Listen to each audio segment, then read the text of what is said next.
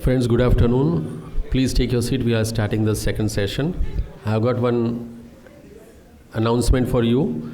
All students' participation or participants, it is request that towards the last session, when we are finishing the conference, please fill up the feedback form and take your certifications from the desk which will be outside this hall. We are Ahmedabad Management Association. We are feedback and demand driven organization. We value your feedback, we request your feedback, and kindly consider everybody, all the professionals and the students both, kindly consider your feedback is important for us for taking our next step. So please spend your 10 to 15 minutes time after you are over from the conference. And this conference has got some more time for you to interact with the faculties or the speakers also. So please spend time personally before and after your break time so that you can have a personal interaction with them. So once again, I'm repeating, after the conference is over, please keep your mental space for another 10 to 15 minutes. Be in a queue, fill up your form. If you have not filled up, take your certificate and go back. Thank you very much. Bhaskar Joshi Sahab, over to you.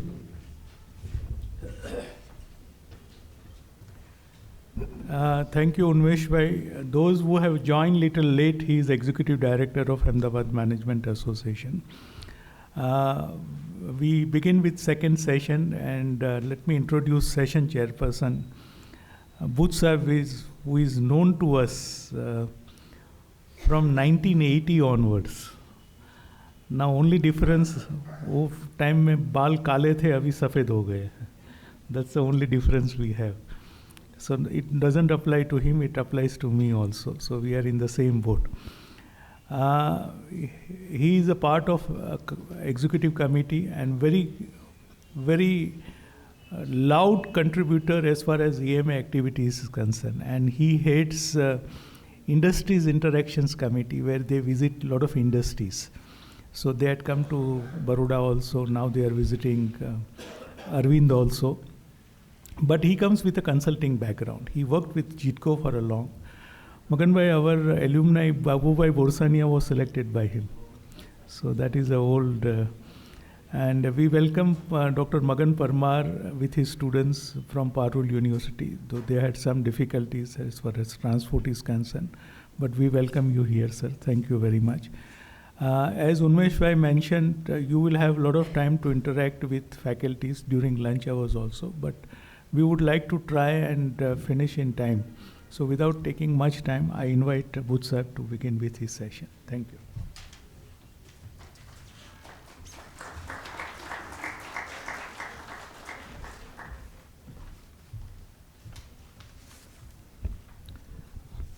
Thank you, Bhaskar bhai, for the kind introduction. Actually, my role is more of a ceremonial. There are two experts sitting here. Mr. Sumit ji and Chirag, and of course Bhaskar bhai has been the marathon runner. Just imagine 21st annual conference on the subject of HR. It's a tremendous job. I was there throughout in the inaugural session also. I think most of you were there. It started excellently. We had an excellent inaugural session also. And this session, if not more, it is going to be equally exciting with the two speakers. I am lucky to know at least one of the speakers very well since so many years, Sumit ji. Look, you are all HR professional. Well, I am also professional, not 100% HR, but HR is something which you cannot separate out. I was the managing director of JITCO. So I had HR people working with me.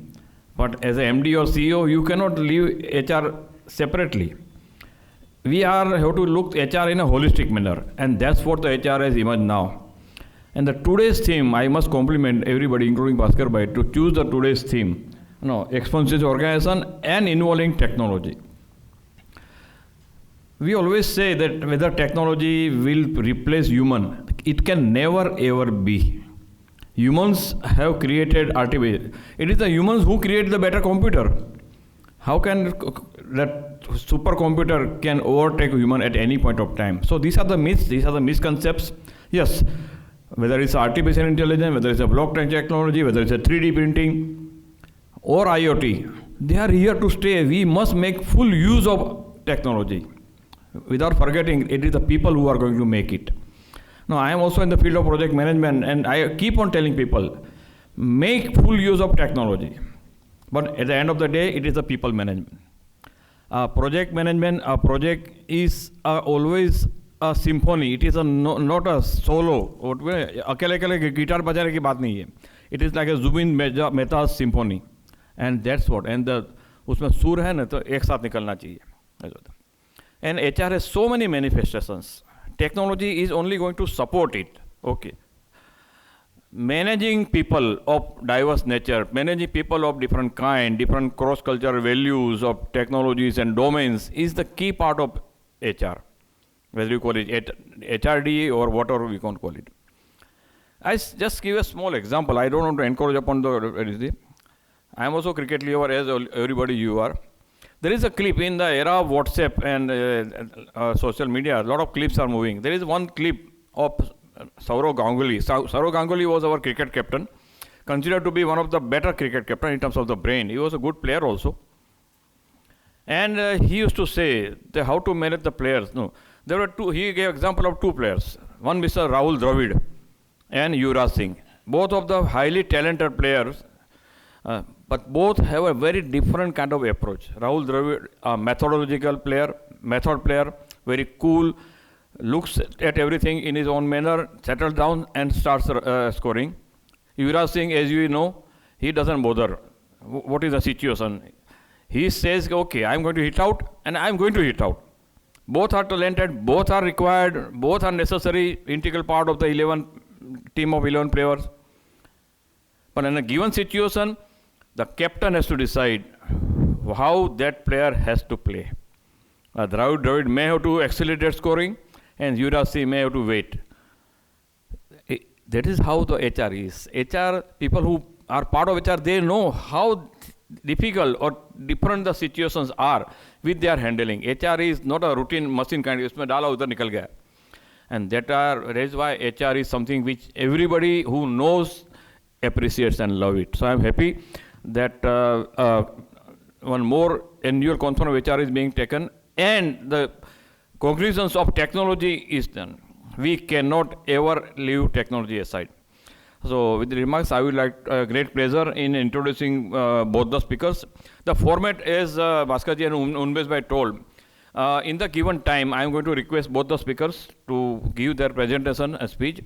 We definitely will like to have at least around 15 minutes for question and answer session without cutting into your lunch hour, of course.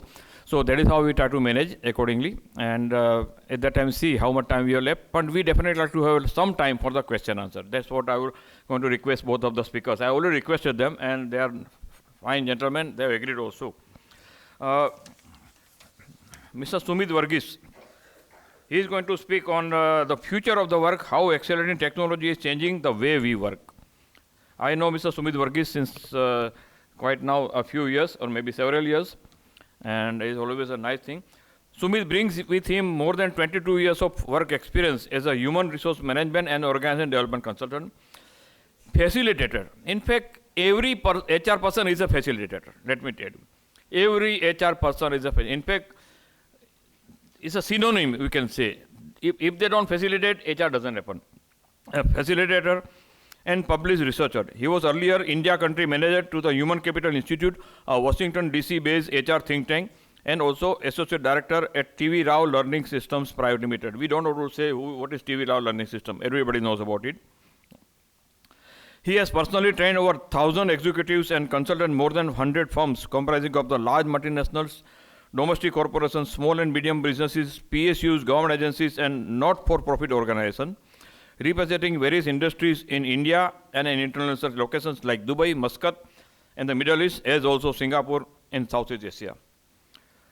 Sumit's main practice area involve initiating and supporting organizer process linked to competency management, assessment and development centers, leadership development through 360-degree feedback, employee engagement surveys, HRD audit, and setting up basic to advanced HRD systems covering key components like performance management, succession planning, learning and development, HR analytics, and recruitment and onboarding. Some of the things I have seen because I have suggested to some of the organizations and where he works, so I know how he works. As a trainer, Sumit's public and in-house workshops have featured managing directors, CEOs, directors, vice presidents, GMs, as well as middle and junior executives from national and multinational companies. There is a pretty long list which I would like to read out, but I will not read out each and everything. Not to that, but it's just I will say a few of them. Tata Power, Colgate Palmolive, Asia Motor Works, Tata Motors, Unilever, Kalpan, Maruti Suzuki, Makwana Sugars, Titan, Yamaha Motors. You name it is there. So fortunate to have Mr. Sumit. Welcome you to say. Mr. Chirag Jain is a Senior Director Human Resources L4 Chins Private Limited. Both are based in Ahmedabad, by the way. We are lucky to have both of them in Ahmedabad. Mr. Chirag comes with an 18 plus years experience of human resource experience. He holds masters in human resources from University of Pune and has worked with Tata Consultancy Services, Cadila Pharmaceuticals, SCL Info Systems, and HR services in the past. He has extensively worked in different HR roles by business HR, branch HR, overseas HR, corporate HR before moving into the role of head HR, and so processes moving from manual to digital during this journey, so relevant in today's segment. On a personal side, Chirag is a proud father of 2 daughters and loves spending time with wife and kids during the spare time. I like the last line the best among his CV. Chirag, thank you for coming. Both of you, thank you for coming. And before I invite Mr. Sumit ji to give his presentation, it's my great pleasure to welcome them, both of them, on behalf of AMA and all of you, with a fresh flower, I must say.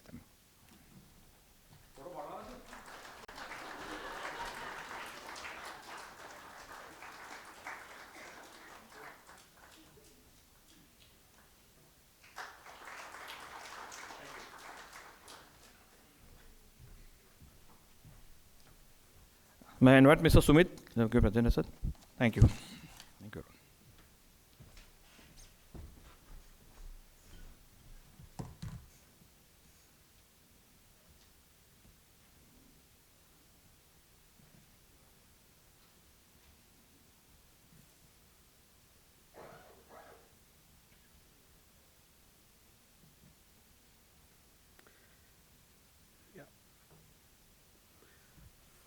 Thank you to the Ahmedabad Management Association.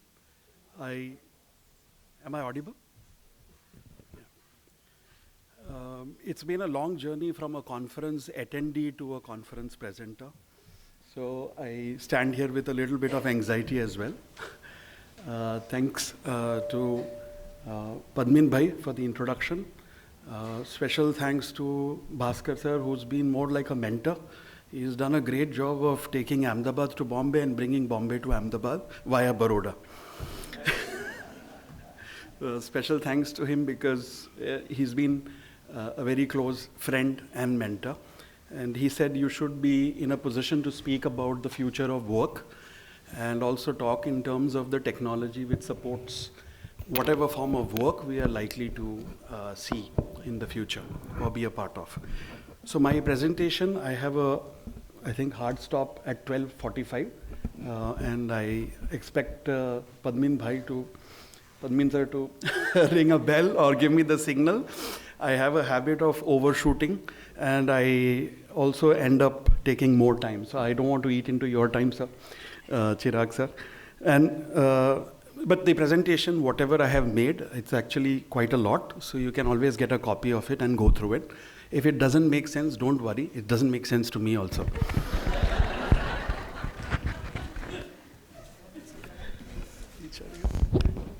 Do I? Yeah.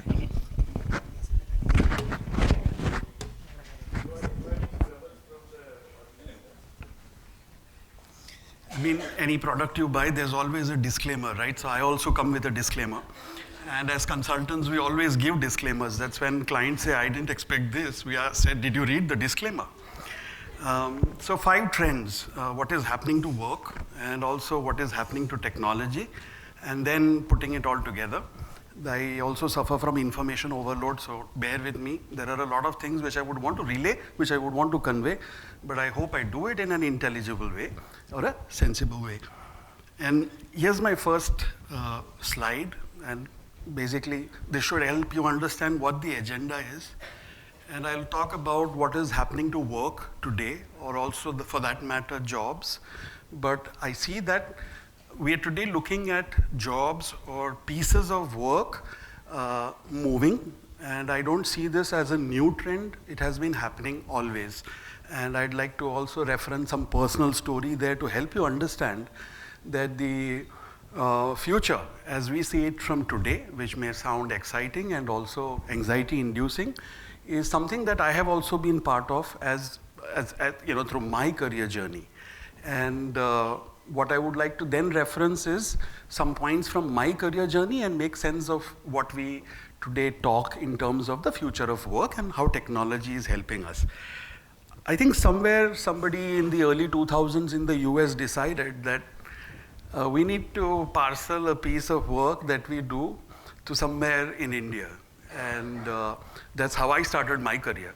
Like, I got a call from somebody in the US who said, I used to work in an academic setting as a prof or a lecturer.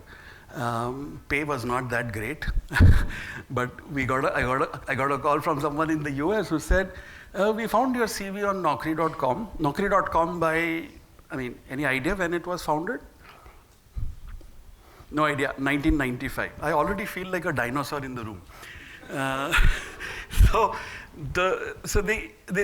This person called, and she was a prof in some college, and she was working for this Human Capital Institute, which basically offers solutions to the Fortune 500. And they said, we would want somebody to look at some work which we would want to outsource from US to India. And we'd like to know whether you can take it up. I said, okay, sure, what is it? We would want you to listen to some conversations. And probably that was the first time I heard Marshall Goldsmith. I didn't even know he existed. And Marshall Goldsmith in conversation with, the who's who, or the HR gurus of the US. Okay, what else do?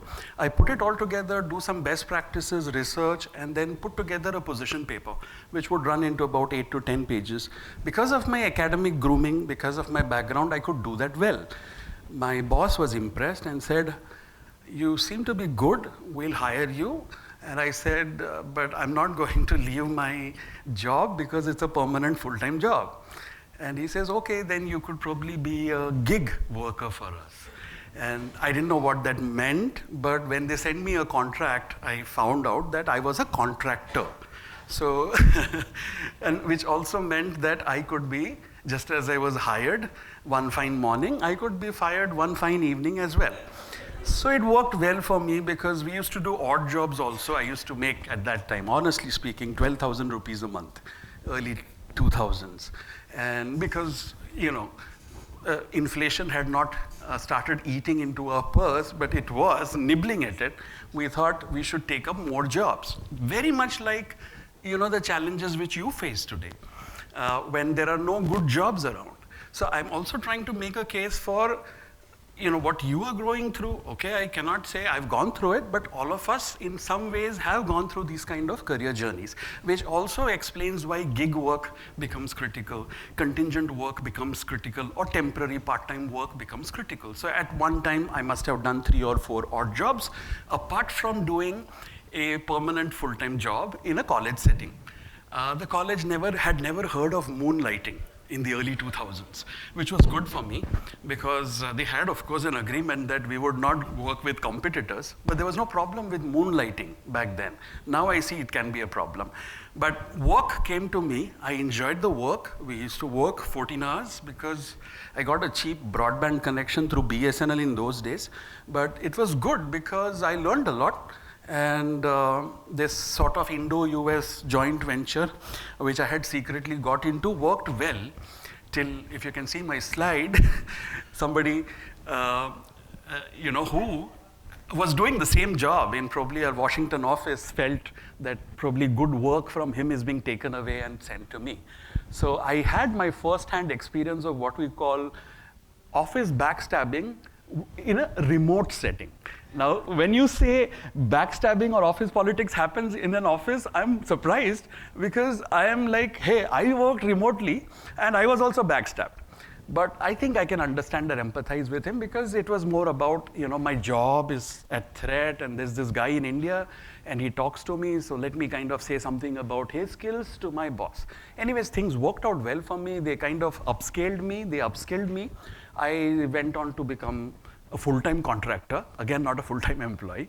And I also ended up doing marketing their products, which was an LMS, to clients like Infosys and Wipro. So early 2000s, we got Infosys, we got Wipro to buy a learning management solution. And some of you may feel, okay, learning management solution is an innovation that happened probably in the last 10 years. That's not actually the case.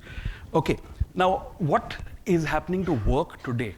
I'm sure something of this kind is certainly happening. In those days, the technology we used was Skype. Skype still exists. Microsoft has acquired it. We used WebEx extensively. In fact, when I joined our partner in India, Dr. Rao, he said, what can you do, Sumit, with what you have learned? And I said, 2000s, we, in the US firm, used to do 365 webinars or webcasts in a year, which was archived, recorded, and sold to organizations as an LMS, almost in 60 different HR areas. So practically anything and everything under the HR sun, we had got it covered, which is why Infosys fell for it in the first place. Now, so my ex-boss now asks me, what can you do with the technology? And I said, can we kind of put together an online workshop?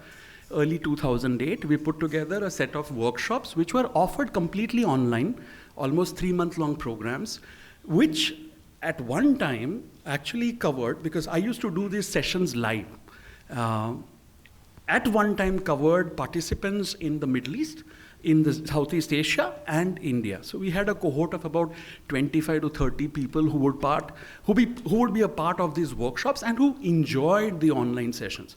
Now, I thought then that this technology would probably exponentially grow and e-learning would be the future.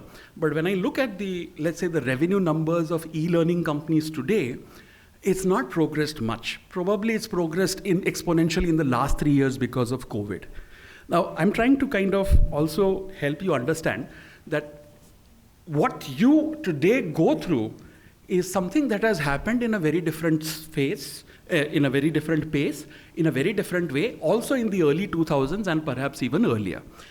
Now, the second thing is work can go to anyone, anywhere who has the skills.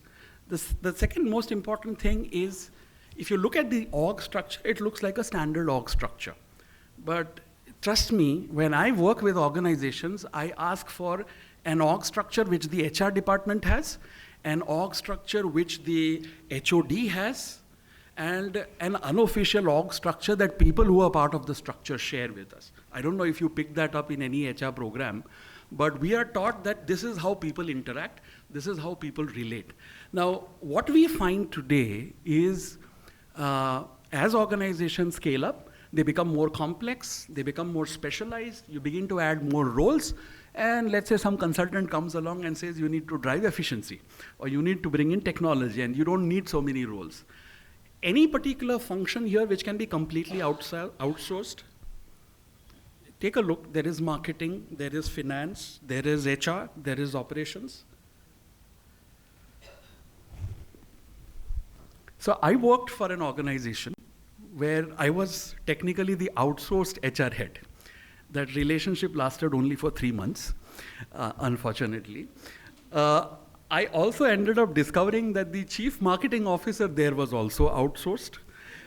And I also discovered, and by the way, this is a 200 crore organization with more than 7 plants across the country, probably now 7 plants, that time 4 plants. And an employee spread out, across 5 locations. So, somebody said, because we worked with the MD, and then I said, okay, the marketing guy, he's also outsourced, he runs a firm, he comes in, designs programs and so on. And I then also met the finance person who was also outsourced. And I am talking about the early 2000s. I'm assuming that sometimes this relationship works, sometimes this relationship does not work. But I find startups in Bangalore, CFOs who are CFOs in 3 companies at the same time. So today, what we are looking at are organizations which are ready to experiment, just as organizations were ready to experiment earlier as well. Here's what's happening so I've given you an idea about how work can flow from anywhere to anywhere. In my case, it was transnational. I have given you an idea about how entire functions can be hived off from the structure. You can take an org structure apart and then probably give it to people who have the skills, or give it to organizations who have the skills. I'm sure you've heard of Edeco. Some years back, I bumped into a subsidiary of Edeco. They come up with what are called workforce solutions, temp workforce solutions. So there's a subsidiary of Edeco which will take care of the entire training calendar. So a large company, 10,000 employees or 100,000 employees, goes to this company called LHH and say, my training needs, please identify. My calendar, why don't you create it? And what LHH does is finds people like us, freelancers, contractuals, part-timers, gigs, puts them all together and says, this is how you're going to work for this organization for 3 months, and these are the terms, and this is how we are working together. So it's not something that I would say is an innovation that's happening now. This is always possible, provided you make a strong business case for it. Now, I've given you an idea about how work flows, given an idea about how jobs flow, entire functions flow out. Now I'll give you an idea about how parts of a job can flow out. Like I came across some companies during COVID, they said, we don't need the sales team at all. These are small MSMEs, some are large MSMEs, they have been in existence for 25 years, they had to shrink their workforce, but they say, our customers already know what they want, and the entire cycle is taken care of by an inside sales team. Now, if you look at the sales cycle, there can be 7 steps or 5 steps. And what is interesting is somebody at Salesforce.com. Salesforce.com is probably the world's most famous Salesforce software. So somebody there discovered that when employees in sales have to do the cold calling, they may not like it. There is also something called warm calling or hot calling. So some like the warm calls, they don't like the cold calls. Then there are people who are expected to build contracts. There are people who have to close the entire deal. So what he found out was, somebody who headed the sales division at Salesforce, that if you take parts of this entire process flow or workflow apart and ask employees what part do you like most, what part you enjoy most, and then ask them to apply their energy, motivation, or skills only in that area, something exponential happens. So apparently this man has also written a book on it, but what he says is Salesforce grew because it discovered there are parts of the traditional sales job which salespeople don't enjoy. And so I would want people to focus on those parts of the workflow which they really enjoy. So I'm here also making a case, not just from the business side, but also from the people angle. I do jobs today which I really don't enjoy because I cannot have a specialist look at those parts of my job. But I do it because maybe it's part of our consulting engagements. So now if you look at this funnel or look at this sales cycle, some parts of it have been outsourced. We are coming across clients. There's one company we've worked with, 3,000 plus clients across India. They have a very strong sales force which is outside, but they have also a very strong what is called inside sales force. If you look at this slide, you'll really find that there are people who possibly meet customers out there in the street, who have to bring in customers and who have to close the deal. We need them. That's how we understood sales. But because of specialization, we also have sales teams which sit inside the organization, which take care of all the calls which need to be made. They may even make cold calls. They may also make hot calls. But the entire sales workflow, a good part of it, for an existing client, is taken care of by the inside sales team. So what you find today is sales roles are also shrinking. Now, I don't know whether that has been incorporated into an MBA marketing program, but these are the roles we find in the industry. That picture there is not of my marriage. Not that I wish it were, but I want to also highlight the human element in this entire transaction that we are talking about. So some years back, I got a call from someone who knew me. And that someone said, look, there is a girl who's interested in marrying this manager. He is in a pharma company, which is based in Ahmedabad.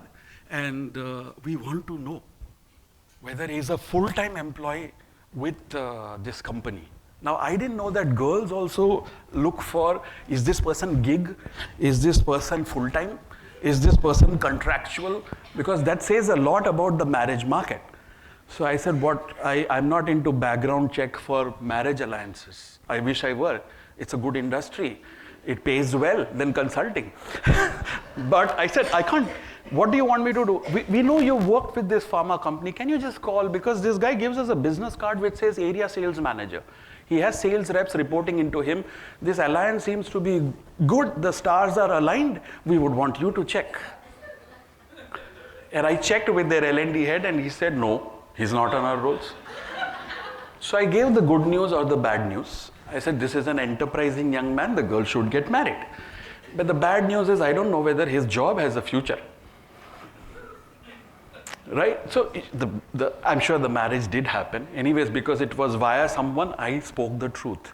And I hope they got married. I'm trying to talk about the human side of taking jobs apart, maybe contractualizing it, temping it, turning it into a gig, because these are life relationships which have also started depending on, what kind of work you do. I've given you an idea about the work. How am I doing on time, sir? Still have 15 minutes, right? Okay. So I've given you an idea about how work flows. I've given you an idea about how entire functions flow out. I have given you an idea about also how the type of employees you engage with can take up a piece of your work or a piece of the job. I'll give you an idea about how locations also seem to be driving workflow. Now, these pictures, they must be reminding you of, the first one, of course, is about rural India. Where else will you see this picture? So again, early 2000s, I met with somebody who went on to become the chief learning officer at Accenture, brilliant young man. He had probably hired 200 or 500 people for Accenture in India. He was in Bangalore. It was very difficult to get an appointment. Met him and he said, Sumit, what can you tell me? I said, I'll talk about talent management. I'll talk about human capital management. So he says, don't joke. We consult the Fortune 500. You don't give me your gyan. Give me some Indian gyan. Is there something India specific about practices, HR practices? So I fortunately had my laptop with me and I said, see, this company called Satyam, which was in the news for the wrong reasons, yes, but it was also in the news for the right reasons. I mean, if you today want to explore a talent acquisition model of an IT company which grew substantially, but which only hired from tier 2 or tier 3 colleges, you would have to go to Satyam. So Satyam is definitely a beautiful example of a talent acquisition or recruitment strategy, which early on decided we will not fight with the Infis or the Wipros or the Accentures, we'll go to tier 2, tier 3 colleges, but we'll groom them well. So in the news for the bad news, but this is also the good news. And I said they have a foundation. By the way, your emergency EMRI or 108 is actually part of Satyam Foundation. So they said, so I told this gentleman, I said, see, they have some NGO, Satyam Foundation. They figured out that farmers have a lean period when they are not working. And with some kind of help, they've made these farmers a little data literate. So they can do the data entry jobs. So there was a photograph of a kind of shack under which there were probably second-hand or third-hand computers, and there was this picture of farmers entering data, early 2000s. And so they had discovered a model where the foundation could support data entry jobs which were not considered critical or not considered important. So I said, this can be a model. And the person at Accenture said, wow, that means I should move out from my metros. And I should go to maybe places like Coimbatore, maybe places like Tirunelveli, maybe places like Indore, maybe places like Dehradun.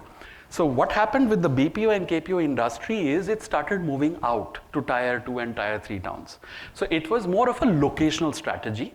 And I thought maybe, because at that time it grew to 35,000 employees, Accenture, but Accenture had set up almost in 52 cities, in places which I could not plot on a map of India. which of course went through its own scale up and scale down. But today, something even more interesting is happening. So last year, after COVID, the Aga Khan Foundation people called me and said, we are a bunch of businessmen who want to go and visit some families in, near a village in Porbandar. And they said, can we go find out what kind of job prospects we can offer to women? People who were most affected by COVID. So who were into petty trades but who didn't have the capital now, who had run up huge medical bills, but the foundation was helping them, but subsistence. So how can we increase their income? And then we started talking to other people who were part of the foundation, and I discovered that the Satyam Foundation model continues, because somebody told us about a self-help group of women in some remote part of Gujarat which are into data entry jobs even today. So I think for businesses which want to look at, let me give jobs and let me also then skill them, and let me also look at how I can reduce my costs, these models exist and these will still be part of the future of work as we know it. COVID did something more interesting, and COVID actually induced a lot of people to go home. Home would mean, if you were in Pune, home would mean Kolhapur or Sangli or Satara or even Belgaum. Now, I've worked in Kolhapur, I've worked in Sangli. Now, if you have been there, beautiful agricultural, idyllic landscapes, and there is industry as well, you would not want to leave those places. And so people would migrate to Pune, work there, and Pune is getting as worse as Bangalore in terms of traffic. So 2019 onwards, a lot of people started moving back to their villages, to the point that they even removed children from schools. And so what we find today, we were called to look at some attrition trends, disturbing attrition trends in an IT company, over 50% almost, and they said, can you find out why people are leaving? And we found out that a lot of people who had joined during COVID had already migrated, and they would not probably come back because they had found potential job opportunities in these places as well. So what I think we are looking at today is work as you think of it may not exist right here in Ahmedabad or in your metro. It has actually moved out. And there are at least 100+ cities which are growing, which are getting connected through infra, which are also getting connected through information technologies. Earlier, there were rural BPOs which were set up, broadband speed was an issue. Today, broadband speed is not an issue. So we are looking at a highly integrated economy, ICT, information technology wise, and that makes jobs movable. So jobs also move to locations where there is talent. I'll quickly go to what is happening to technology. Now, those of you who are in HR or those of you who are not in HR, here's my 10 paise on digitization. So basically, anything pertaining to an employee can be digitized. But when we work with organizations, we find that we don't have a lot of digital information. We are still working with manual forms. Or we did some work for a large organization, which is almost 40 years old, and we looked at certain documents and we found them in various formats and shapes. There were Excel files, there were PDF files, there were Word files, there were note files as well. Now, when you're looking at more than 400, 500 roles in an organization, and when you have files floating around in every format, it becomes problematic. So consolidating it, digitizing it, this would be the first job. And what this drives is automation. And what do we mean by automation? Automation here is, if you look at all the workflows that probably are a part and parcel of any HR process, be it recruitment, be it performance management, be it learning and development, there are already pieces of work which can be automated. I mean, I and someone were looking at probably one of the most famous HR bloggers on earth. We were looking at her page and we found that she'd already probably put up a blog, and this person understands the technology and said, this blog is not yet up because it's so and so time in the US, but she's automated it. Maybe when she got the time, she wrote all these blogs and probably she doesn't even have to worry about it. So that's actually automation. When you kind of use certain processes to automate, look at certain processes and automate it.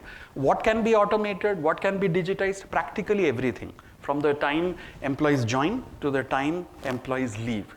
But this is not easy. Why is it not easy? 5 more minutes, please. People are reluctant to share information. So again, this is the human side of digitization. People are reluctant to share information. They want to know, why are you collecting information? So if you were to collect information across the employee life cycle, if you were to look at HR operations data, it's not there as you would like it. Because if it was there, if I had every data point from the time an employee was hired to the time an employee left the organization, I would probably get into what is called artificial intelligence. Now, what drives AI, to my knowledge, as per my knowledge, is a level of analytics for which HR is not yet ready. These are 4 levels of analytics which you can actually cycle through in an Excel. In Excel. You don't need knowledge of R, you don't need Python, you don't need any kind of dashboard development software like Tableau or Power BI. You can actually cycle through all these 4 stages in Excel. But this is a tool which HR professionals understand. But what HR professionals sometimes may not understand are the numbers. So if we had data points, we could do descriptive, we could do diagnostic, we could do predictive, we could do prescriptive. In simple terms, if I found somebody yawning in the audience, no one is, that's an event for me. And if I look at the number of yawns and the number of people yawning, that becomes descriptive analytics. If I want to investigate, I go to somebody and say, why are you yawning? Am I not interesting enough? And the person may give a reason. So I kind of consolidate all the reasons. That is diagnostic analytics. And I have discovered that the more the distance from the speaker, the more the possibility of the yawn. I'm not referring to people at the back. Now this is predictive analytics. I have discovered through diagnostic analytics that the more people are away from me, I see that there's a possibility of them yawning. So I have some app here which says, Sumit, start screaming right now.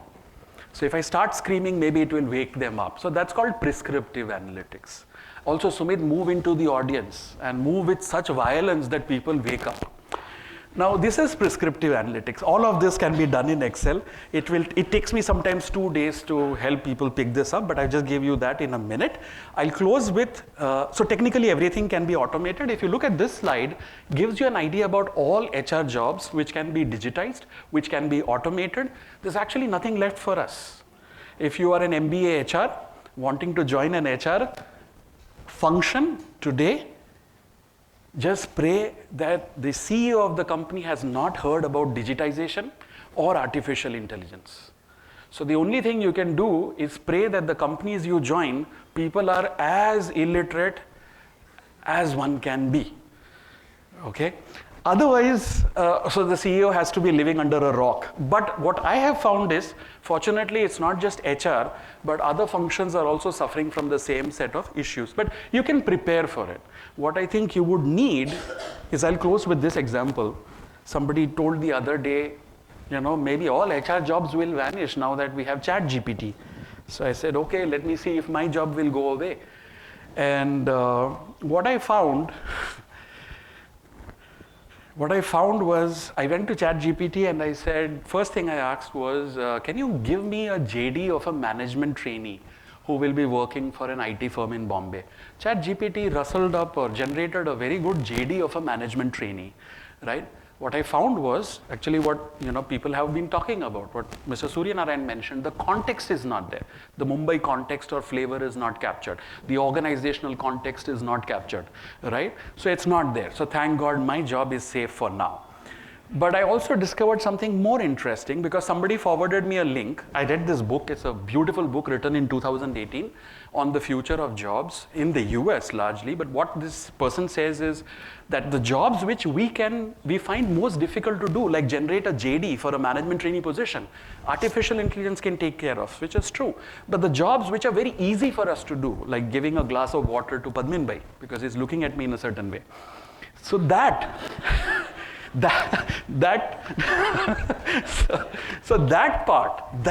part which is so easy is something that robots cannot do still, which artificial intelligence does not get. So this theory that she builds is all the low value jobs will exist in an economy, and probably the most complex jobs And trust me, I'm not joking here. I spoke to somebody who was a senior justice at a high court, and I had joined a course on edX, which is a massive open online course. So MIT ran a program which was about 10 weeks program on analytics. It's called the Analytics Edge, beautiful program. We used to get data sets. I learned R, a bit of it. And what I discovered was they gave us a data set of all the judgments of the US Supreme Court, and also details of all the people who issued these judgments. And I mean, what they showed was if you have enough data, say 10 years data, you can actually predict what the judgment would be like if this judge were to hear this case. So I asked somebody who was working in the Gujarat High Court, and I said, is this real? Can this happen? And he says, yes, we lawyers are always doing it. We know who the judge is. We know what the room temperature is. We know what the case dynamics is. So all these variables which have been fed into that Excel sheet and which R is crunching and spitting out, we are doing it. We are actually doing it.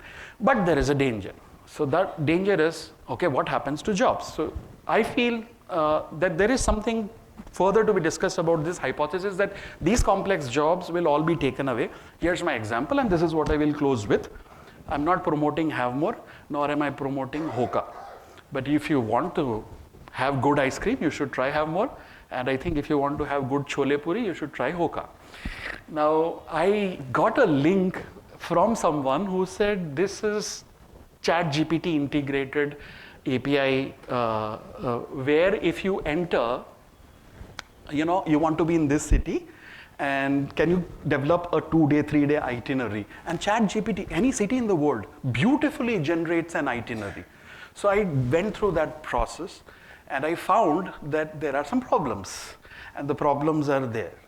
In 2017, Have More was acquired by a Korean giant, Lotte Confectionery. So the Have More brand no longer offers you food and ice cream. It only offers ice cream. And the company, which was in business for 75 years, today sells its famous chola, bhature, or whatever, and of course, various nice food items. Now, this happened in 2017. We know ChatGPT has been trained on large language models, but ChatGPT does not understand this context, that you cannot go to Have More and ask for a food item. And Hoka is nowhere there in the itinerary which was shared. I also found that it says go to Manek Chowk, and you can have lovely food there. But I mean, all you can probably figure out is that these algorithms are learning. And I think what they seem to be challenging today is our ability to remember, which is memory, our ability to use that memory, which is our experience, and our ability to imagine. These are things which they don't have, and of course, empathy. Like ChatGPT does not ask me, how old are you? Will you be able to take this grind? Can I send you to Sarkhej Rosa? Those things I don't think ChatGPT understands now. But this is something that we in HR understand and need to understand. So now I see with every wave of technology, we have a new wave of jobs. So now there is this job of what is called AI whisperer. It's like I should tell ChatGPT, you got that Have More Hoka thing wrong. It does not work. You also got this Bhatyar Gali wrong. It does not work. Bhatyar Gali is not the name of a restaurant. It's a gully. Okay? So these jobs actually don't require coding. They don't require programming. But because so many people start using ChatGPT today, we are looking at a new class of jobs. I found some advertisement on Indeed.com which says you can make more than $100,000 a year if you become an AI whisperer or a prompt engineer. Now, these are the new kind of jobs which I feel the internet economy or the AI economy will throw up. I'll close with this gentleman's line. I think it's important to also not discount experience, and it's also important not to probably see or believe that experience can be completely digitized, completely atomized, and then you can have sentient machines using that experience, because even in interviews today, we are training people to ask highly contextual questions. We are not asking them to tell me something about yourself. And don't go to ChatGPT and ask these questions. How should I answer? Tell me something about yourself. because chances are that the recruiter has also probably figured that out. So, thank you so much. Thank you.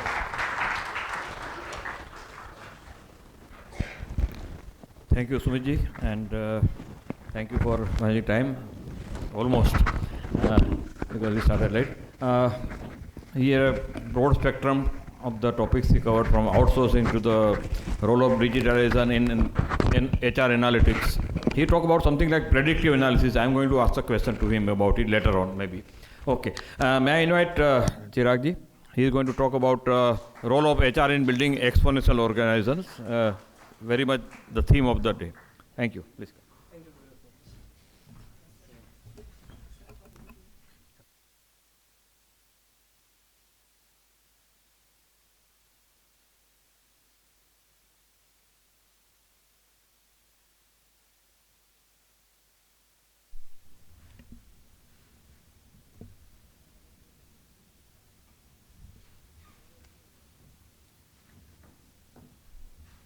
Hi, very good afternoon to everybody present here. Rather, I'll say a future of exponential HR. So please put a big round of applause for each of us for not only being here, but choosing that as a career to become an exponential HR and also to become and contribute towards the success or towards an organization to become an exponential organization. I would like to thank for giving this an opportunity and nice introduction. My friend Sumit spoke at length and he talked a lot of things about, I'll complain at the outside this saying that you took half of my things away. So, but we'll settle it with a cup of tea later. But coming back to a part of role of HR in building exponential organization has got two major important factors into it. One is exponential organization and second is role of HR. And let's talk to ourselves and understand that what is exponential organization in today's context. While if we talk about industrialization, from the starting of it to the early age of 1800s to today, when we are talking about in 2023, every decade had some exponential organizations. Some organizations grew faster than their competitors. And what made them grow at that point of time was the relevant skills which they adopted or relevant practices they adopted during that time. Now let's look at in today's context what is relevant and how these organizations are becoming exponential organization. But before that, have you heard about an organization called Duolingo? The Duolingo grew by what times in almost 5-6 years of time? Any idea? Approximately 162x. 3D Hubs and another organization grew by 40% year on year. And that's also, again, what we are talking is less than a decade. Stripe, a payment services company, grew from $0.04 billion organization to $7.4 billion organization.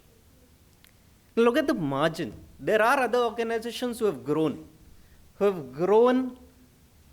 with a consistent pace. But these organizations were relevantly new. And in spite of being relevantly new, they picked up certain practices which made them exponentially successful. So what were those practices? So one of the research of 800 such companies said that there are certain practices which they picked up, which helped them. And they called it an EXO formula. EXO formula is not new. It was first coined up somewhere in 2014. And then there's a 2.0 version, which came up in 2019, just before the pandemic. I'll not touch upon in detail. There's, I think, being in HR or being in the industry, majority of us will know what it is. But in the current context, or in the current context of how these organizations are growing faster than their competitors, this is very important. I'll go with the right-hand side first, because I believe in right is always right. So, scale is how it has been coined. And what it talks about is staff on demand. Okay? The formula, it says, is XO is equal to MTP plus scale plus ideas. And it's basically, MTP is nothing but the transformation purpose. So I want to grow by 200 times. I want to grow by 100 times. I want to go by 50 times than what I am today, is what the purpose is. And that's where it starts from. But then how does it happen? It talks about, we talked staff on demand. We talked about potentially in 2000s when Sumit said that gig worker, or completely saying that I'll outsource all possible jobs which I can. I'll have only the core people of the organization. I hope the CEO of the organization was not outsourced. So you pick up certain core stuff which you will keep for yourself, but the others you'll outsource it. You go on, it talks about community and crowd. And what is community and, am I not audible? Okay. So it talks about community and crowd. And it talks about that while your employees are your core workers, you need to utilize communities. You need to utilize the entire universe to give you feedback, to talk about that what you should be doing in the market. Why we see today alpha version, beta version coming up for everything which comes, which gets launched. All our mobile apps will have alpha version, beta version. That's exactly what it is about. So we are what we call in the software industry is the user who do the test cases. The testing, the manual testing is being done on us. So we become the indirect employees of the organization. That's what community or utilizing of community and crowd is all about. And then how do you make utilization for making it better for the organization?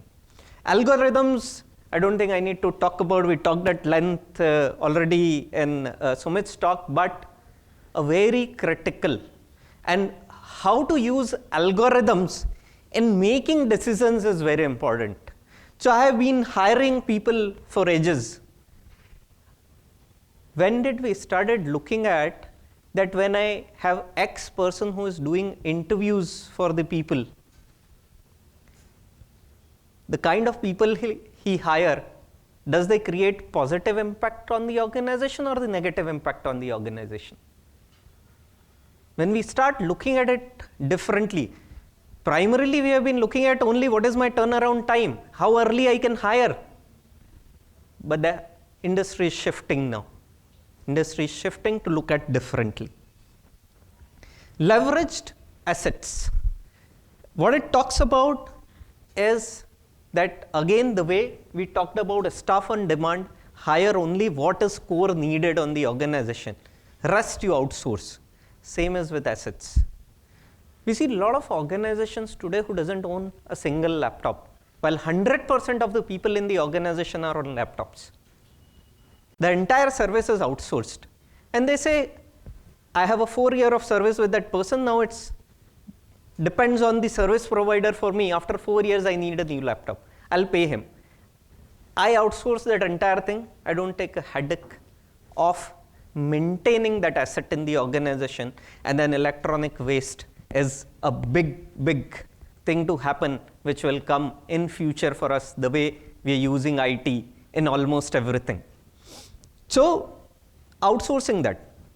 Engagement, I think we all are in and out of it, but what it talks about engagement is the same community and crowd. Not only that, but also you involve your customers, your employees, and to create an impact in the society. How do you bring all three together to get this happen? Moving to the left, which is not always wrong. So it talks about interfaces. We need to create interfaces to see that we are providing a platform to connect not only with the internal world but the outer world as well. It talks about dashboards, and dashboards are meaningful dashboards. We talked about a TAG dashboard recently. How are we putting the data to our analysis and then bringing it to the meaningful dashboard? We'll give you another example. With one of my last organization, when we were hit by the entire pandemic in 2020, the dashboards were helping us brilliantly to execute. So this organization had a 600,000 people at that point of time. Almost, if I'm not wrong, 30% had a laptop during that time. Rest all were on personal computers, working from office.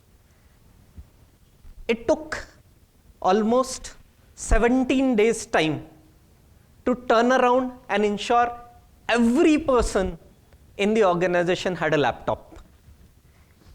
And what it helped is the data, putting it, channelizing, who is where, ensuring, connecting, taking humans into counting to doing analysis, and then executing it for creating right dashboards up to a level and seeing it that the last person in the organization is getting that laptop on time to ensure that customers are not impacted. Experimentation is a culture. And when I say experimentation as a culture, it's about how freely we as an HR create an organization, allow people to take risk. A lot of organizations now invest in lot in R&D, and that's what experimentation we talk about, it's all about. But that happens in our day-to-day. How HR is experimenting. Are we creating policies the same way, which one size fits all? Or are we creating policies which look at the need of the people and then alter themselves? To give you best of the example, when a person joins new to the organization, health insurance policy, it doesn't require to integrate parents. His parents are already working somewhere, largely majority of the people will say, okay, I don't need parental insurance, they are getting covered by the organization. When a person grows up in the ladder, that becomes his need because parents have retired by that time. Am I creating policies to cover that up? Am I helping him out to cover that part? And that's what it talks about, the entire experimentation on policy. So it's not only the business who has to do experimentation, it is we as a HR also has to do experimentation. Autonomy is not about only automizing thing, but it's about empowering. And empowering has got two parts of it, which I'll talk in the later slide. And the last but not the least is social part of it, which is about creating platform to connect internally to people. And we have done this swiftly during the entire pandemic. I think extensive use of Zoom and extensive use of Teams, I think that's what, so I don't need to talk much about it. But that's what it is. But this is what about exponential organization. If we have to move from here, or we as an HR, we are traditional, right? We still work in the same way, the way we have been working. Our PMS system is still same. We want goals to be there. We want it to be feed in by people. We still want manager to come and write evaluation for them. We still want it to be put into a rating system and then see how is the person has performed. Is it suiting to the today's need? In IT industry, whether a person is an average performer or a person is a high performer, your customer gives him the same billing rate. He'll be billed at approximately, if he's sitting in India, maybe basis his skills, he'll be billed between $20 to potentially $50 an hour. That's how he'll be billed at. If he's sitting at on-site somewhere, he'll be billed at approximately at $112 to $150 an hour. He has delivered what customer wanted. Do you still want to fit him to ABC? Food for thought. So, how will it happen? How will we make this organization successful? It's about shifting mindset. So, picking up an example from what we were talking about, Rahul Dravid and Yuvraj Singh, a beautiful example. And I'm an admirer of Rahul Dravid for that point of view. Potentially more of my era cricketer is how I call it. And Rahul Dravid, when we started 2020 IPL basically, was the one who was part of Bangalore team those days, RCB. And he had a strike rate whenever he came to play, especially the last leg of his. He had a strike rate of 135.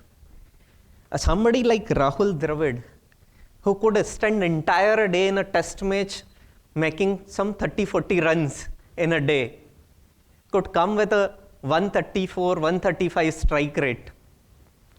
It's the transformation.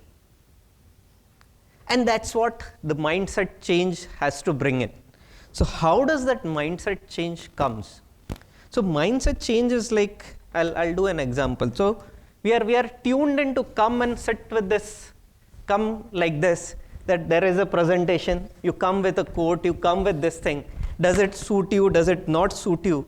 So I come back, put this back here, potentially if needed, roll up my sleeve during the presentation as well, and say that's what the mindset change is all about.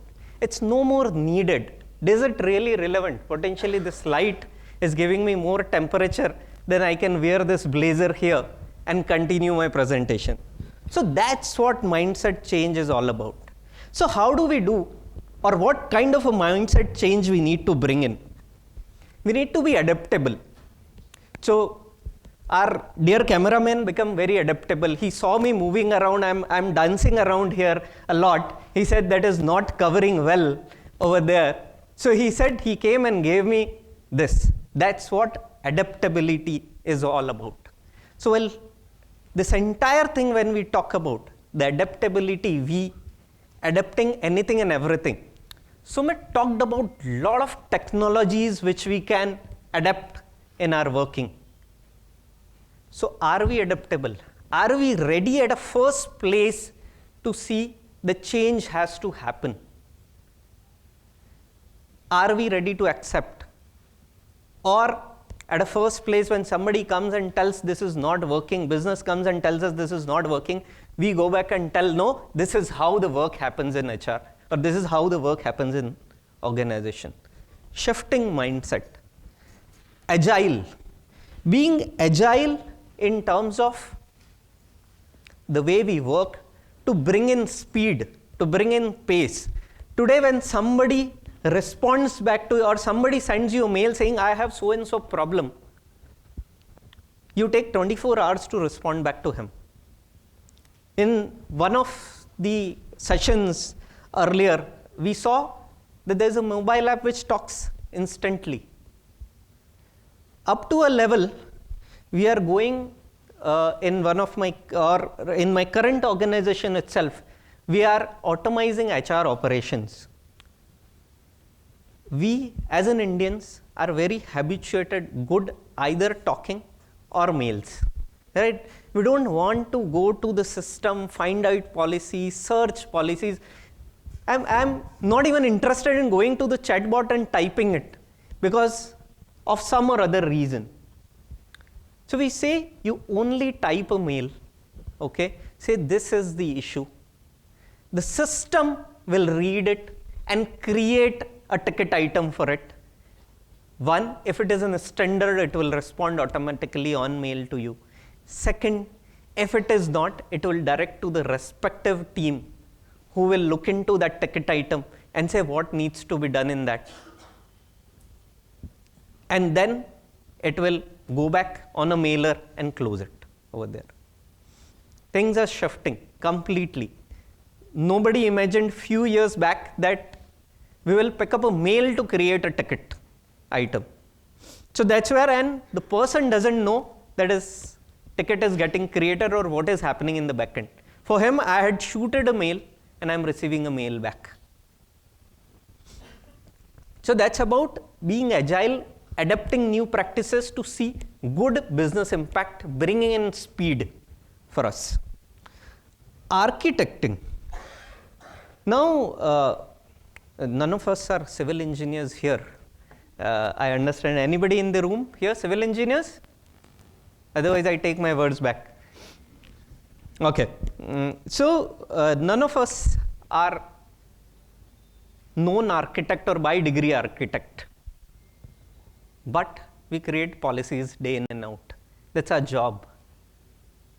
So, we picking up the right policies again, creating that architecture which is not only driven by what organization want to do, but bringing in an angle of how do business want to do about it, or how do business look at it, what impact it creates on my business, my customer, end customer is what it is architecting all about.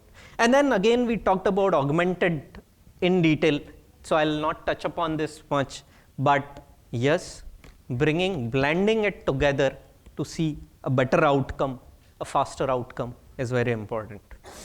So in the previous slide, we talked about the EXO formula.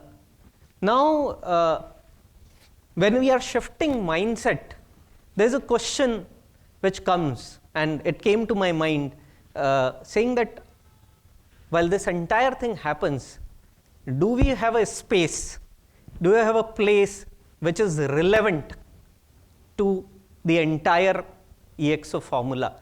Do we have a place to contribute? To my surprise, 9 out of 10 places, okay, we have a direct impact to create, and that's what it talks about, a high of HR. So it talks about staff on demand. We talked about talent acquisition. It's a pure function of talent acquisition, but the new disruption will happen is we are hiring services, not people. So we've got an X work. We'll have Sumit's team coming and telling us, I can do it for you. Chirag, don't worry about it. I'll run your entire PMS and we'll execute it, or I'll run your potential leadership identification tomorrow. Leave it on me, I'll take care of it. And I'll be happily outsourcing it to him, saying, Sumit, please go ahead. I don't want to keep it inside the organization. It helps me in multiple ways.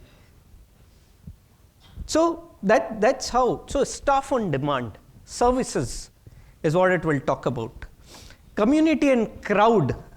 For the HR context, while we have been considered a known division or known function which avoided marketing. We don't want to market ourselves, which has shifted in last few years. We have gone exponentially out. We talk about LinkedIn, Facebook, Instagram, Twitter. We are there everywhere. People playing Holi, to celebrating Diwali, to people learning, posting their certifications. We are there everywhere. So that's a shift. But how do we create that positive impact and continue doing that positive impact? Because bringing in that balance is very important. Too much on that platform will also create negativity. So we bring in that part of it. Good sir, hope I'm doing good on time. 5 more minutes. Thank you very much. So that's about organization branding. Then we talk about algorithms, and it's about decision making for algorithms. So how are we making our policies for decision making? and using that algorithms. We talked about a talent acquisition example, that my recruiter, when they recruit people, how are they doing end of the day? Okay, or what kind of a people they are hiring? Are they contributing positive or not? Is what to be looked at. So those kind of examples will come here, and we create utilizing algorithms to see that we have a better outcome. Engagement. Again, I'll give another example here. So in one of my last organization, we had a customer coming in. We joined hands with them to create a community engagement program. We went ahead and established solar systems at these schools. Okay, they were had expertise in solar systems. We created an IT system for them, which worked with the solar system to get it executed well, and we provided the basic IT infrastructure as well for it in some remote village of South Africa for it, where they had a lot of problems related to electricity. It helped, and in turn, we created an impact where the schools had 24/7 lightings. So it's a success story. Come along with a customer, create an impact in the community. The job is done. So we are generally reluctant in going to customers and talking about it. But if we are able to engage customer well, then we go back and say to the business saying that I'm not only engaging with you, I'm engaging with your customer as well. Coming to again left-hand side of it, interfaces, we talked about leverage network, institutions, we talk about to taking feedback from the people to doing research for us. The entire interfaces has to be created by HR. Analytics we talked about extensively.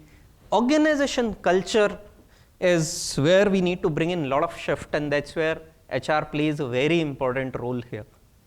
So creating an agile environment, creating an environment where people are ready to take risk, and then empower is about autonomy, which is not about leadership, but it is about self as well. We as an HR are generally talked as facilitator, and somehow I dislike that word called facilitator, which means you are already doing a support job. Nobody likes support job to do, right? Or nobody values when you do support job. You need to do a mainstream job. You need to create a value for them. And that's what it is all about. So we empower self to make decisions, support, and then the leaders, business leaders, to execution, and empower these people to have a better organization. And last point is about social. We talked about as creating platforms to connect. So this is where we see now 9 out of 10 places, 10 I should say drivers of an exponential organization. HR has a direct role to play. And that's one piece, move or shift HR. So there is a mindset shift which has to happen at a leadership level, which we need to make and say HR is no more a cost center. We are the business, or we are the one who contributes extensively to the business. Now, what skills HR needed? Well, all skills we are into will be needed to refine, hone and everything, but my perspective, these are 6 skills which will be extensively required to be used in over a period of next couple of years to a half a decade time, which will help us delivering exponential organization by becoming an exponential HR. That's all from my end. Thank you very much for patient listening, and hope to see some questions further. Thank you very much. Thank you, everybody. Thank you very much, Chirag. Sorry to bother you for cutting time, but you are perfectly on time. Thank you so much. Thank you.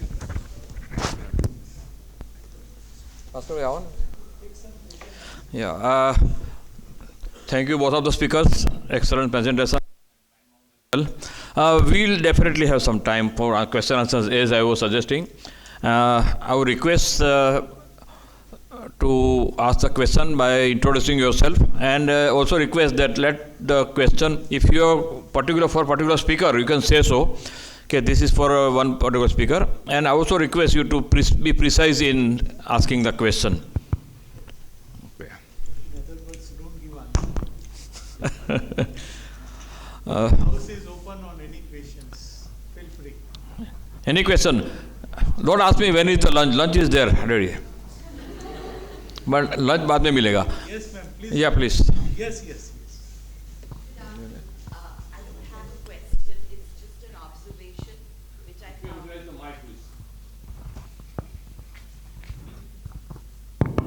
So, what I have is an observation which I found.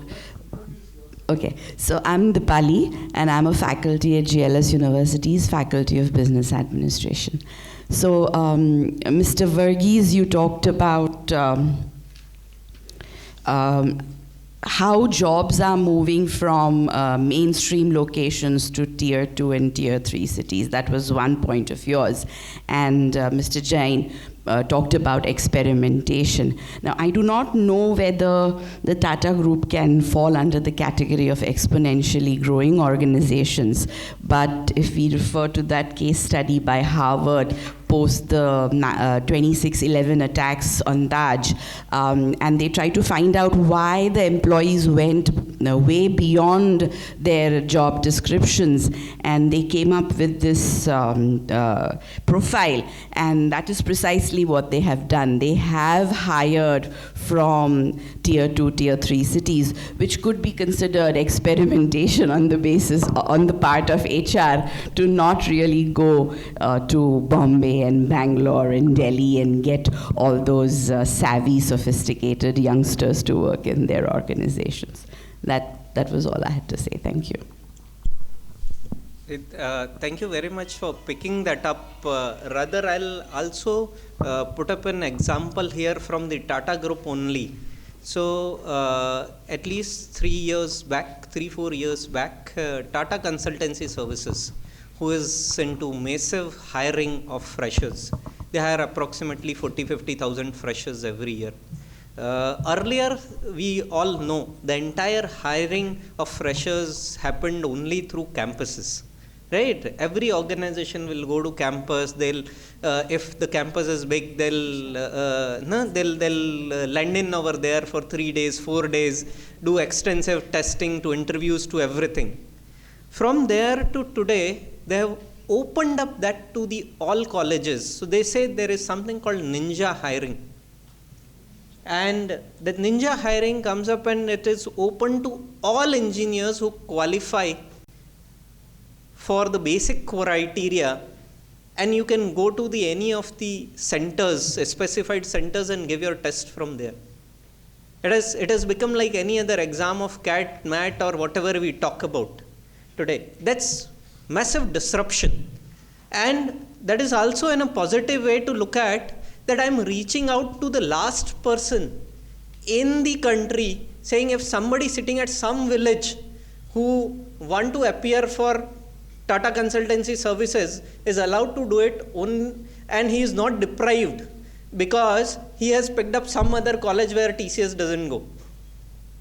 So it's the way to look at, but I really appreciate the way you picked up this example, and then definitely there are a lot of such disruptions happening in the market. Thank you.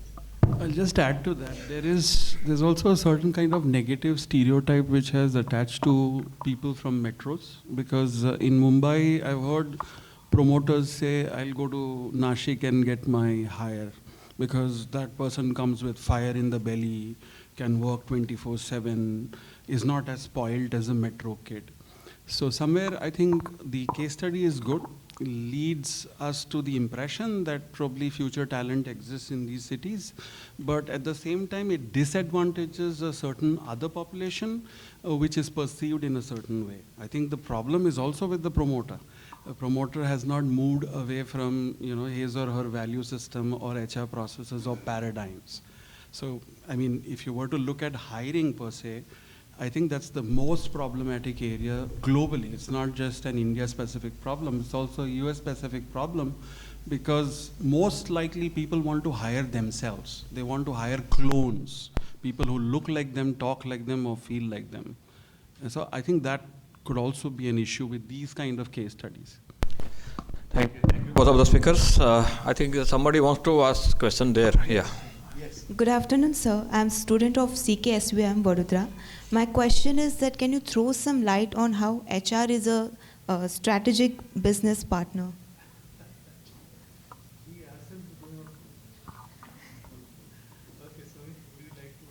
Why it is known as strategic HR? I mean, you'll have to Yeah, any of the speakers can answer. because this word has been used very well. I think when HR is not sure of itself, it invents these titles. The titles that I have seen in the last 2 decades is talent. What was wrong with recruitment? We now say talent acquisition. So I'm bringing talent into the company. And then when you ask them, okay, can you point out the talent? They say only 10% is talent. It's a nomenclature issue. I think somebody, I mean, Dave Ulrich, he's a guru. I admire him, came up with a model saying HR business partners should work closely with the business, because we knew, HR always knew we did not work with the business. So he says these guys should work very closely with the business. I have seen a lot of HR business partners in my career so far, one too many I should say. So I say, don't call yourself HR BPs, call yourself HR with BP, blood pressure. Because these guys have reduced themselves, not all of course, to what I would call postmen and postwomen between those powerful HODs and the HR function. And now I see somebody coming up with a report. Deloitte says we should do away with these HR business partner roles. I would reference again, in a historical context, there's a 2005 article, Why We Hate HR. And it's a brilliant piece written by somebody who worked for fastcompany.com.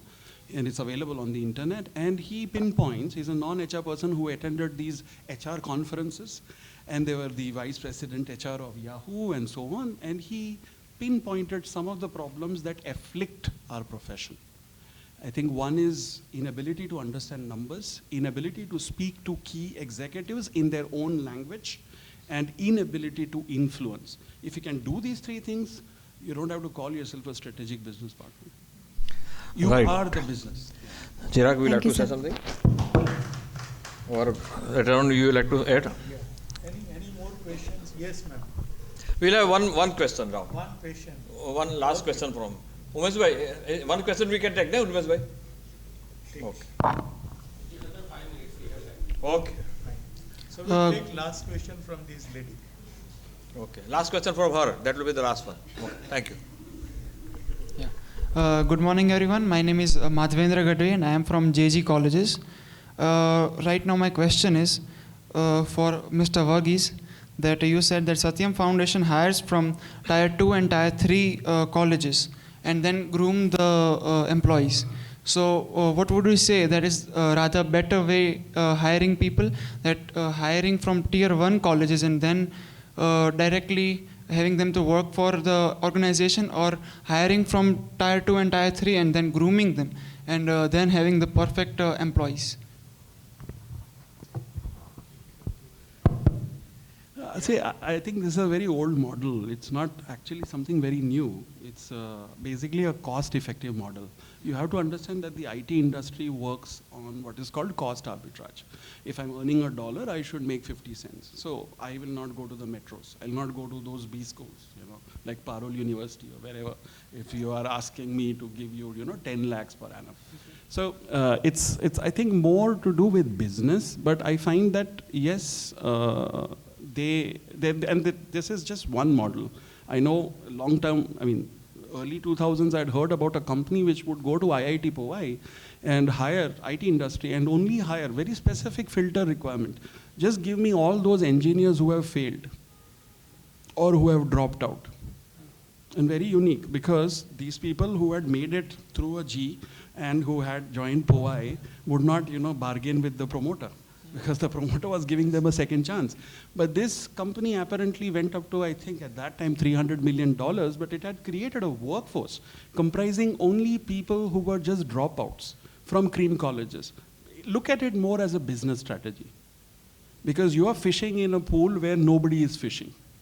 Yes, yes. Yeah, thank you.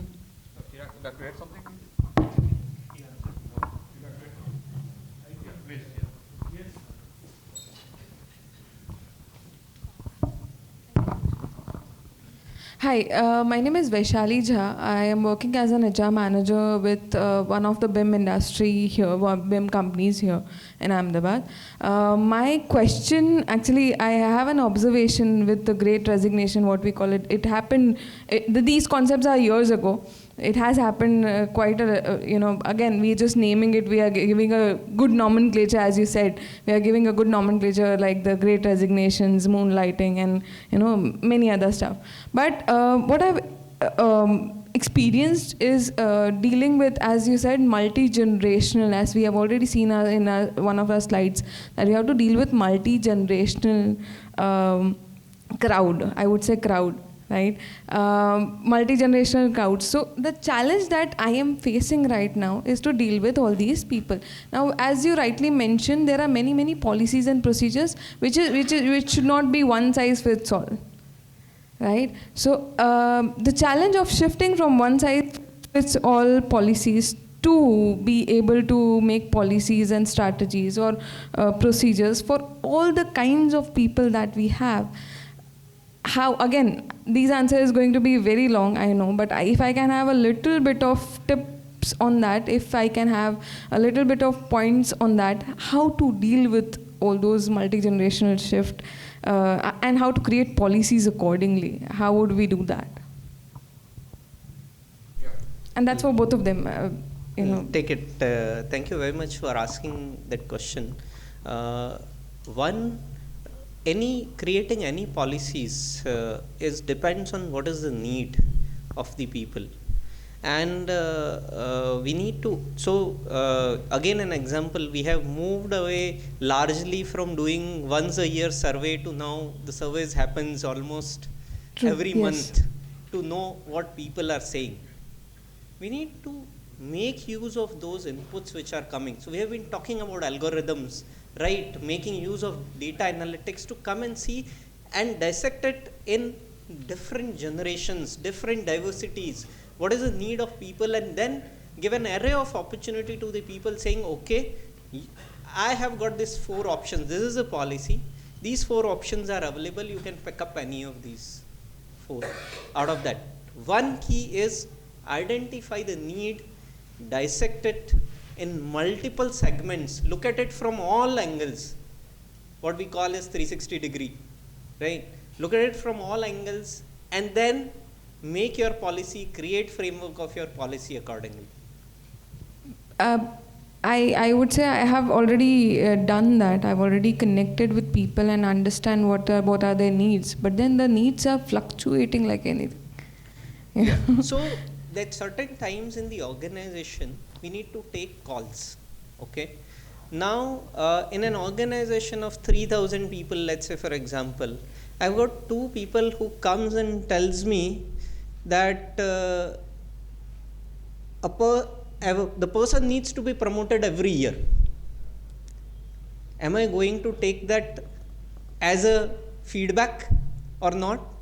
It depends on the organization. But we going back and circling back to the people saying that we had received this feedback, percentage was very low, and then we did not find a merit for XYZ reason for it. And that's why we are not doing anything.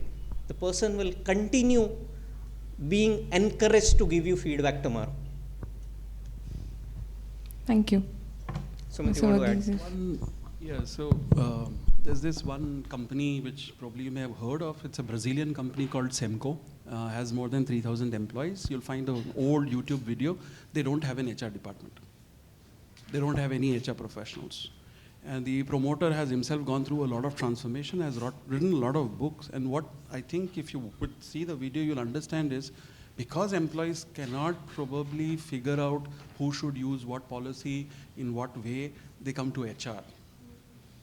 I'd rather you sort it out among yourselves. Like Netflix apparently doesn't have any policy. You want leave, you go on leave. As many days as you like.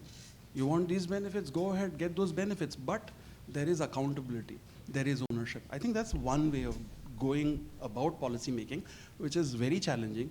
And the other way is, you'll have to look at the age cohort, because the needs that your 20-somethings have are not the needs your 40-somethings have.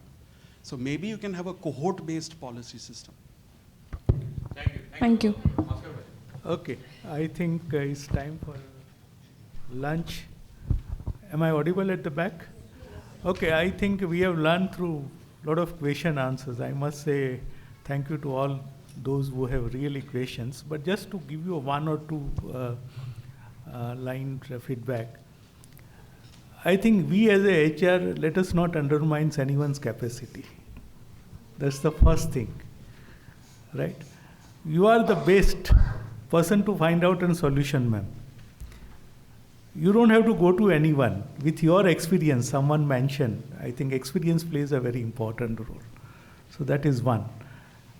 The lady who has asked questions on Tatas, I think they are known for their human culture. And I'll give you an example. We visited Jamshedpur, Tata Motors, and as a part of an industry visit, Parvinbhai. And you'll be amazed, these tribal girls from a deep interior, they have been brought to Jamshedpur and they've been trained on machines. And look at the ratio, industries are queuing up for hiring these, these girls, tribal girls who has never studied. Now Sumit said tier 2 and tier 3 city. I think this is where the solution lies. Because we have not explored. The moment you start exploring, I think everything will fall into the place. And this is, someone said strategic HR. Strategic HR is a jargon basically, but combining your work with relations to the CEO's expectations, the kind of business that you are in. And if you can contribute rather than cost center, I think you are a partner, right?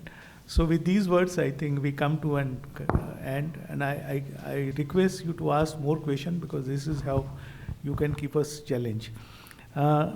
Thank you, Buddh Sahib. May I request you to hand over memento to both of them? Yeah, thank you. And can you come? He wants photographs. We'll send it to your wife also.